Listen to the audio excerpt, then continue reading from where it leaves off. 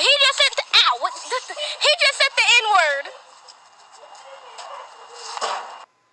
Blue shirt right there. He said the N-word right there.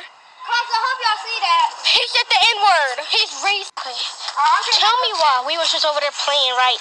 And this boy threatened to kill us, right? Or threatened to kill Talia. And my friend Landon, he threatened to kill him. And then, like, I don't know, how many minutes later? Like 10, 15 minutes later? Yeah. Like 10, 15 minutes later, he called us the N-word. He said N-word. And I'm like, that is so racist. So I told Mama, so I just want you to take a video. I already told you, but I want to make a video and tell you that he is racist. So I just want to make a video. I tried calling you, but I don't know. But yeah, that's what happened. Don't go too crazy, okay? Why is it that white folks support anti-blackness, racism, and white supremacist culture in so many goddamn fucking ways? Why is it that we support it through our silence, our defensiveness, our denial, that code of silence? Let's not talk about it. Let's ignore it.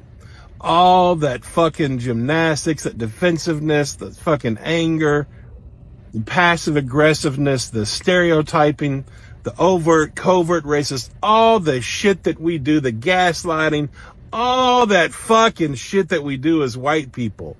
Why can't we just leave black people the fuck alone? Why?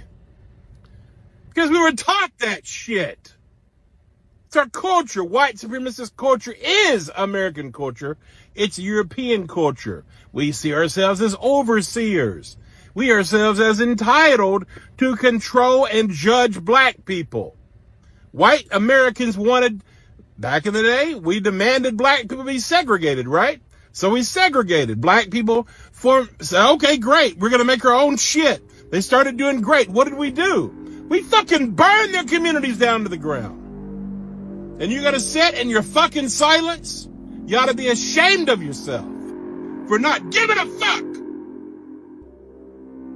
Every single one of you that can't talk about it, that spews fucking racist narratives, stereotypes, denial, gaslight. That's not their reality. Telling black people what the fuck they should think, feel, do, be. Fuck you. Do better. Reject your fucking training, your indoctrination. Question your own goddamn morality racially for once in your fucking life. I'm tired.